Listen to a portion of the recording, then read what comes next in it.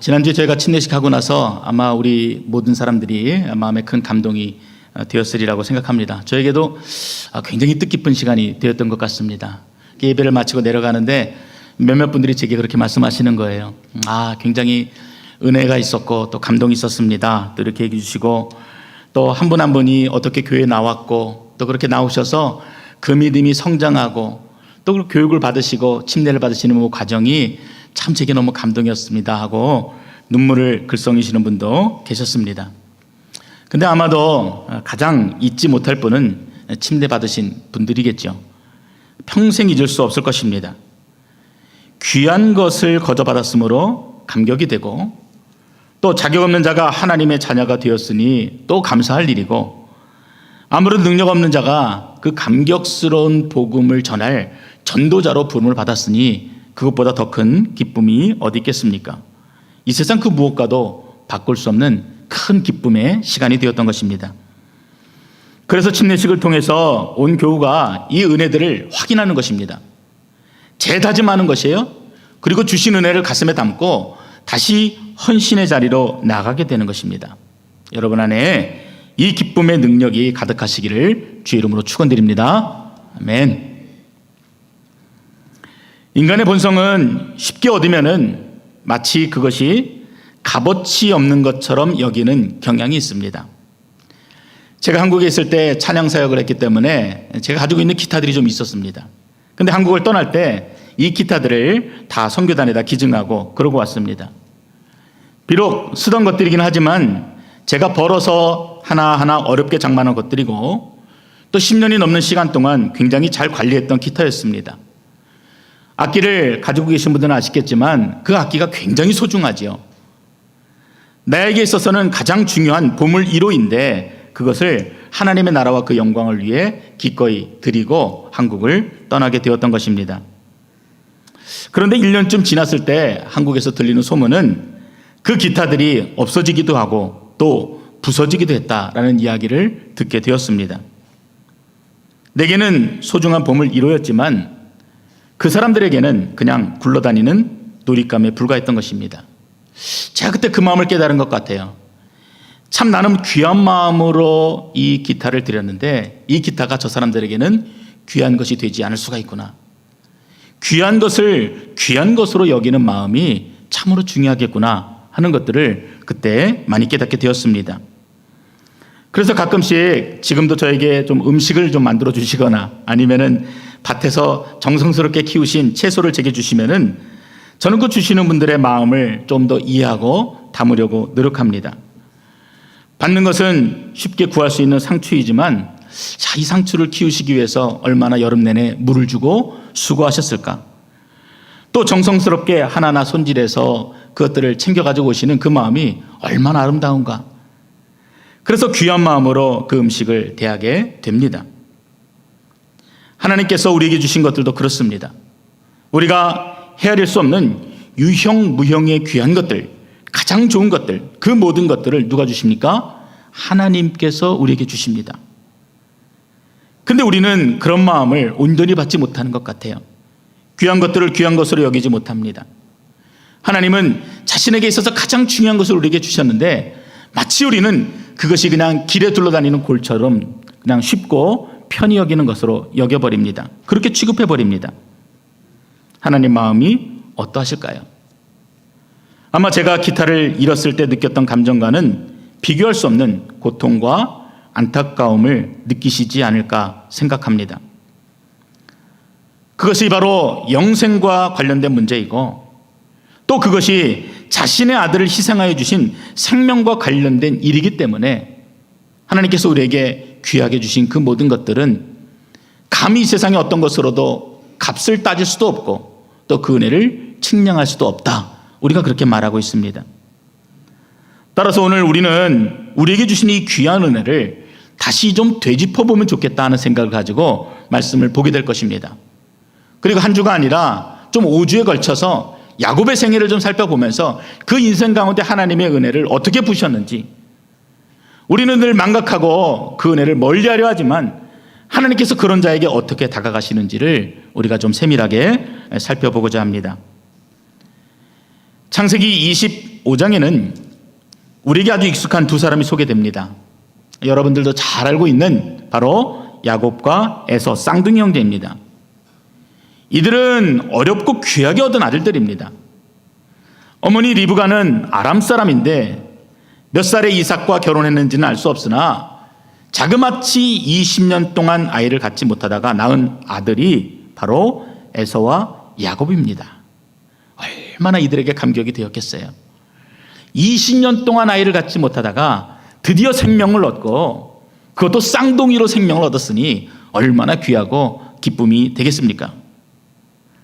저희 교회에서도 2년 전 송구 예행신 예배 때 오랫동안 아이를 갖지 못하는 자녀들을 위해서 기도하셨던 가정이 있습니다. 제가 그래서 오늘 그 카드를 좀 가지고 나왔어요. 이 카드에 보면은요, 한 분은 이렇게 적으셨습니다. 막내딸 수정이가 하나님의 새 생명을 잉태하기를 원합니다. 이게 이제 가정의 기도 제목이었어요. 또 한 분은 우리 딸 둘째 헬렌이 생명을 선물로 받을 수 있도록 도와주시옵소서, 이렇게 간구하셨어요. 자, 아침마다 이 기도 제목을 가지고 기도할 때 간절히 기도했습니다. 근데 하나님께서 감사하게도 이 두 가정의 기도 제목을 들어주셨어요. 응답해 주셨습니다. 그 가정에 자녀를 허락하시고 지금은 건강하게 출산해서 너무도 잘 자라고 있습니다. 그 잘 자라는 손주들을 바라보고 있는 할아버지 할머니의 마음이 얼마나 감사하겠습니까? 참 무엇과도 비교할 수 없죠. 그런데 이런 부모들의 마음과는 다르게 이 두 형제가 엄마 뱃속에서 굉장히 특별한 행동을 하게 됩니다. 오늘 본문에는 이 두 형제가 엄마 뱃속에 있을 때부터 다투기 시작했다, 그렇게 기록합니다. 한글 번역이 좀 약하게 되어 있는데요, 이 싸운다는 의미는요, 그 원문으로 보게 되면은 짓이긴다, 으깨어 부순다 라는 의미를 가지고 있습니다. 두 아기가 뭘 안다고요? 엄마 뱃속에서 서로를 완전히 제압하기 위해서 싸우고 그렇게 제압하고 있는 그런 표현을 하고 있는 것입니다. 하나님이 그 마음을 다 아시죠. 그래서 걱정하고 있는 리브가를 위해서 이렇게 말씀해 주십니다. 두 민족이 네 복중에서부터 나누일 것이다. 이 족속이 저 족속보다 강할 것이다. 그리고 큰 자가 어린 자를 섬길 것이다 하는 하나님의 질서를 이야기해 주십니다. 쉽게 얘기하면은 형 에서보다 동생 야곱이 더 크게 될 것이다 라고 말씀해 주셨던 것입니다. 자녀가 20년 동안 없었던 가정에 참으로 귀한 생명의 말씀을 하나님이 주셨다면은 믿음의 가정이 어떻게 반응해야 정상입니까? 하나님, 제가 그렇게 말씀하시는 당신의 음성에 순종하겠습니다, 받아들이겠습니다 하고 온전히 엎드리는 게 정상적인 모습입니다. 우리가 기도하는 모습도 아마 이럴 것입니다. 그렇다면은 우리 마음이 온전히 하나님 앞에 드리는 마음이 되어지는 것이고 또 주시는 것에 대해서 온전히 감사하는 마음을 표현하는 것이 되어지니 얼마나 기쁨이 되겠습니까? 근데 이삭의 가정이요, 그렇게 하지 못했습니다. 내 뜻과 내 생각이 아니라 하나님의 뜻이 온전히 이루어지길 원합니다. 우린 당연히 이삭이 그렇게 고백하리라고 생각하는데 그런 모습을 보여주지 못하고 있어요. 그 귀한 아들을 선물로 받았음에도 불구하고 우리의 상상과는 다르게 굉장히 오합지졸의 모습을 그 가족들이 보여주고 있다는 것입니다. 어느 정도 형편없는지 우리가 한 명 한 명 살펴볼 것입니다. 바라기는 한 명 한 명 살펴볼 때마다 그 모습들을 통해서 우리 자신, 나의 부족함들이 발견되어지는 귀한 은혜가 있으시기를 바랍니다. 먼저는 장자 에서입니다. 27절에 보면은 에서는 익숙하고 날쌘 사냥꾼으로 성장하게 됩니다. 그리고 이 에서를 표현하는 표현이 하나가 더 붙어 있는데 이 에서는 들사람이다 라고 기록합니다. 영어로 어떻게 되어 있냐면요, A man of the field 이렇게 되어 있습니다. 근데 성경에서 이 field는요, 좋은 의미로 사용되어지는 단어가 아닙니다. 속된 것을 이야기할 때, 세상을 이야기할 때 이 단어가 쓰여졌어요. 그래서 마태복음 13장에도 보면은 field는 세상이다라고 말씀하고 있습니다. 에서는 이미 불신자, 즉 세상 사람을 대표하는 자로 성경이 묘사하고 있는 것입니다. 그런데 어느 한날도 이 에서가 세상에서 돌아와, 이렇게 표현되어 있어요. 세상에서 돌아와 너무나 피곤하고 심히 배고팠는데 야곱이 맛있게 끓여놓은 붉은 죽이 보이는 것입니다. 세상에서 돌아왔다. 근데 여전히 세상의 그 모든 잡다한 것들을 마음에 품고 가정으로 돌아온 것이에요. 정리가 되어지지 못했습니다. 아니, 그럴 마음도 없었을 것입니다.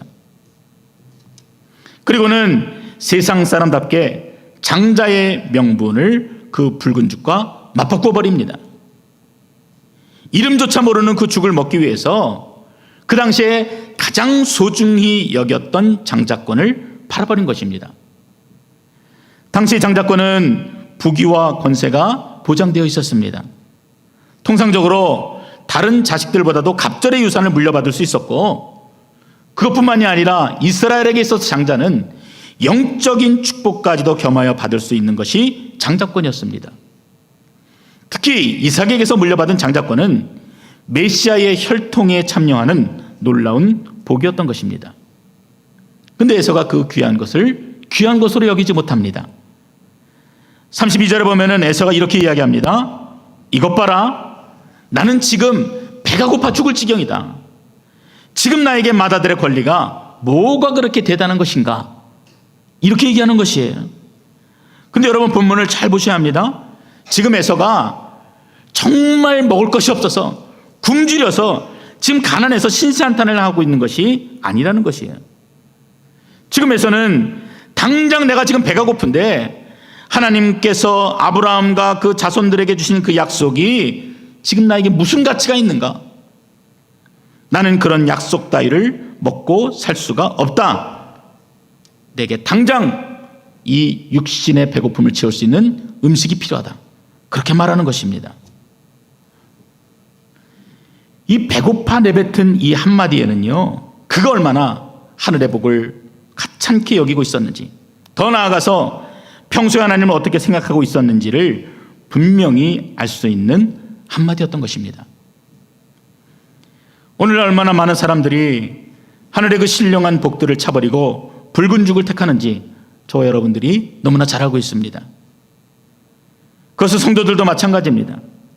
그것이 무엇인지도 모르고 세상 사람들처럼 달라하지 않습니까? 신앙이라는 이름으로 교묘하게 감추어져 있지만 우리가 아는 대부분의 간구는 이 땅에서의 평안과 안녕입니다. 서점에 가보세요. 신앙서적 가운데 가장 잘 팔리는 책들이 간증집입니다. 내용은 단순합니다. 하나님을 잘 믿었더니 이렇게 복을 받았다, 그런 내용이에요. 사고가 났는데 모든 사람들이 죽고 다치고 병원으로 실려갔는데 자신은 손가락 하나 다치지 않았다. 경제가 불황인데 하나님께서 내가 하는 비즈니스는 매출이 2배로 뛰게 하셨다. 내가 집을 사면 집값이 2배로 뛰더라. 자녀가 좋은 대학에 들어가서 의사가 되고 판사가 되었다. 이런 결과를 이야기하는 내용이 간증집으로 되어 있습니다. 그 이유가 무엇이냐? 새벽 기도에 빠지지 않고 열심히 기도했다. 11조를 빠지지 않고 했다. 오히려 10의 2조, 10의 3조를 했더니 하나님께서 갑절로 채워주셨다. 모두가 다 그런 것은 아니겠지만 대부분의 간증집들이 이런 성공신화적인 내용들로 가득합니다. 고난받았다, 실패했다, 깡통을 차게 됐다. 그런데 그 가운데서 나는 그동안 내가 몰랐던 하나님의 은혜를 깨닫게 되었다. 이런 내용들을 찾아보기가 힘듭니다. 교회가 부흥이라는 단어 뒤에 숨겨진 수적인 성장만을 위해서 수단과 방법을 가리지 않는 것과 마찬가지로 성도 개개인이 물질적인 번영을 위해서 열심히 신앙생활을 하고 있는 것입니다. 그래서 교회가, 그리고 성도가 신앙이라는 이름으로 하늘의 복을 버리고 각자의 꿈을 이루고 있는 것이 오늘 우리 교회의 현실입니다. 26장 끝부분에 가면은 에서가 40세의 2명의 가나안 여인과 한꺼번에 혼인하였다, 이렇게 기록하고 있습니다. 이미 주어진 그 모든 복들을 다 쳐버리고 세상의 방법으로 세상을 택하는 에서의 마지막을 여지없이 드러내 보이고 있는 것입니다. 두 번째로 이삭은 어떻습니까? 결론적으로 말하면 별반 다르지 않습니다. 27장에 가면은 이삭이 나이가 많아 눈이 어두워 잘 보지 못했다, 이 말로 다음의 이야기들이 시작이 되어집니다. 근데 이런 말이 여러분 많이 좀 들어보신 이야기 같지 않습니까? 사무엘상 3장 1절에 보면은 엘리 제사장을 소개할 때 그렇게 표현합니다. 이제 이 제사장이 눈이 어두워 잘 보지 못한다. 이것은 단순하게 눈이 가려져서 아니면은 시력이 나빠져서 앞에 것들을 보지 못한다, 이런 표현이 아닙니다. 영적으로 흐려졌다는 것이에요. 둔감해졌다는 것이에요. 하나님 말씀하시는데도 듣지를 못하고 하나님의 깨닫도록 푸시하시는데도 그 마음을 전혀 깨닫지 못하는 무감각의 영적인 무지함이 되었다라는 이야기가 눈이 가려졌다라는 표현입니다. 어린 사무엘은 하나님이 자기를 부르시는 음성을 4번이나 듣게 돼요. 이 음성이 무엇인지를 몰라서 엘리 제사장에게 뛰어갑니다. 근데 그 사이에 엘리 제사장은 한 번도 그 음성을 듣지를 못합니다.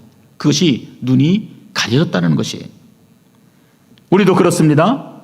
우리가 영적으로 민감하지 못하면은 무엇이 하나님의 뜻인지 감조차 잡지 못하고 살게 되는 것입니다. 우리가 예배를 시작하면서 들었던 찬양을 기억하시죠? 세상과 나는 간 곳 없고 구속한 주만 보이도다. 이 찬양이 어떻게 되냐면은 우리가 영적으로 둔감함에 되면은 구속한 주는 간 곳 없고 세상과 나만 보이도다, 이 찬양이 되는 것입니다. 요한계시록에서 부자교회로 소문난 라우디게아 교회의 신자들도 눈이 멀어서 보지 못했다고 기록합니다.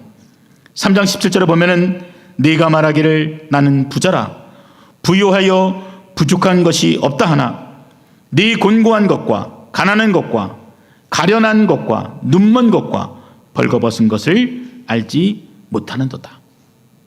그렇게 기록하고 있습니다. 우리가 알고 있는 믿음의 주상 이삭의 노년이 그러했다라는 것이에요. 눈이 가려져서 영적으로 둔감해져서 깨닫지 못하고 그저 그렇게 살아갔던 것입니다. 근데 여러분, 이삭은 더 위험한 길을 걷고 있는 것이에요.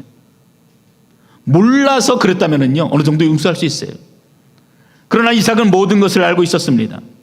본문 23절에서 두 민족이 나뉘고 큰 자가 어린 자를 섬길 것이다 하는 하나님의 약속을 이삭이 몰랐겠습니까? 알았지요. 리브가로부터 분명히 들었을 것이에요. 그리고 이삭이 눈이 어두워졌다라는 기록이 에서가 2명의 가나안 여인과 혼인했다는 이야기 바로 뒤에 나오는 것으로 보아 이삭은 모든 것을 알고 있었습니다. 그런데도 자기 뜻대로 자기 고집대로 에서에게 축복하여서 장자권을 넘겨주려고 했던 것입니다.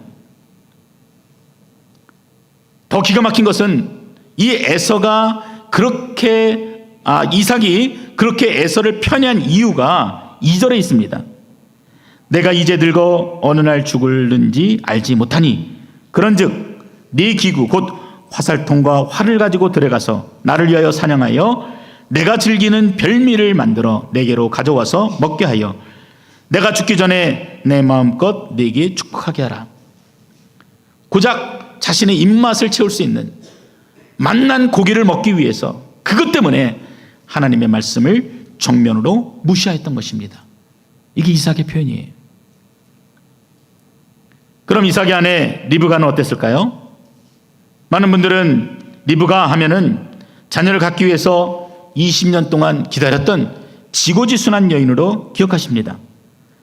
그런데 25장의 기록은요, 이삭과 같이 자녀를 편애하는 여인, 자신의 목적을 이루기 위해서는 수단과 방법을 가리지 않는 그런 여인으로 그리고 있습니다. 두 아이가 자랐어요. 에서는 사냥꾼이 되어서 들에서 살다시피 했는데 이 둘째 야곱은요 좀 다른 것이에요. 성격도 온순하고 집에 있기를 좋아하고 내가 무엇인가 필요하면 늘 와서 도와주는 그런 섬세한 아이가 이 야곱이었습니다. 당연히 엄마 눈에는 이 야곱이 더 사랑스러웠겠죠. 그래서 야곱만 편애했습니다. 그런 어느 날 이삭이 고기를 얻기 위해서 에서를 축복한다는 이야기를 이 리브가가 듣게 됩니다. 그녀는 즉시 야곱에게로 달려갔어요. 내가 사랑하고 있는 아들에게 달려간 것입니다. 그리고 염소 2마리를 잡아서 맛있는 별미를 만들어서, 왜요? 아버지 입맛이 어떤지를 가장 잘 아는 사람이 누구예요? 아내 리브가잖아요. 아버지 입맛에 딱 맞게 음식을 만들어서 마치 야곱이 에서인 양 축복을 받도록 딜이 미룬 것입니다. 이런 면을 보면은요, 여자가 참 무서운 것 같습니다. 이삭은 둔하게 일처리 하는데요, 리브가는 굉장히 철두철미합니다. 빈틈이 없어요. 먼저 집안에 들어가서요, 에서의 좋은 의복을 야곱에게 입힙니다. 그리고 염소 새끼의 가죽을 야곱의 손과 목에 매끈매끈한 곳에 덮어서 잘 보지 못하는 이삭을 속이려고 합니다. 에서가 털이 많이 났거든요. 선악과를 따먹은 하와의 범죄에 아담이 함께 범죄하였다. 여러분, 이 범죄가 굉장히 큰 것은요, 아담이 그 하나님의 음성을 직접 들었음에도 하나님을 무시하였던 결과이기 때문에 그렇습니다. 마찬가지로 지금 리브가는 하나님의 계획에 대해서 직접 들었던 여인이에요. 그럼에도 불구하고 자신의 뜻을 밀어붙이고 있는 것입니다. 거짓된 방법을 다 동원하고 아버지를 속이게 하고 이삭과 마찬가지로 하나님의 은혜를 무시하였던 것입니다. 한때 한국교회 목회자들의 이상이었던 미국의 크리스탈 처치와 로버트 슐러 목사님을 여러분들은 기억하실 것입니다. 지금은 교회가 문을 닫고 캐톨릭 교회에 팔려버렸지만 한때는 미국에서 가장 소문난 교회, 성공적인 교회로 그렇게 이름을 날렸습니다. 그래서 한국의 많은 목회자들이 마치 성지순례하듯이 이 크리스탈 처치를 방문했습니다. 그분이 썼던 책도 굉장히 잘 팔렸지요. 그분이 주장하시던 말씀이 이런 내용입니다. 거대한 교회를 꿈꾸라. 교회 성장을 위해서는 수단과 방법을 가리지 말아라. 그래서 교회의 이 모든 시스템에 세상의 마케팅을 도입을 했습니다. 교회를 기업으로 비유하고 전도와 선교를 판매로, 그리고 불신자들을 고객으로 비유하여서 교회를 성장시켰습니다. 이분이 쓴 책에 교회 성장의 7가지 원칙이 있는데 제가 여러분들에게 읽어드리겠습니다. 첫 번째, 목이 좋은 곳을 선택하라. 추수가 잘 되는 지역을 찾아내라. 두 번째, 주차장을 확보하라. 고객들이 불편하면 오지 않는다. 세 번째, 상품 목록을 다양하게 구비하라. 고객들의 다양한 수요를 맞출 수 있도록 하라. 목회의 다양한 프로그램.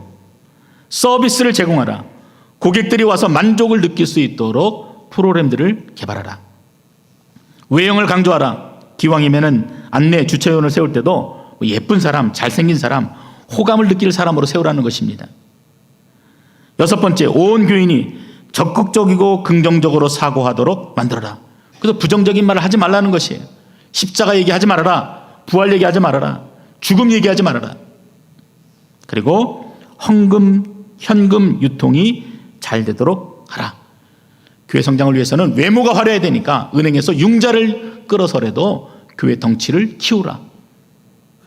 이게 말씀하신 전략이었어요.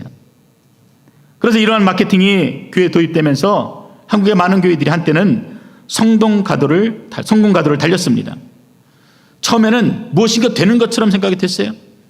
그렇게 여러 가지 방법들을 다 동원해 보아도 아무런 성과가 없었는데 이 방법대로 해보니까 정말 가시적인 결과들이 눈에 보이기 시작한 것입니다.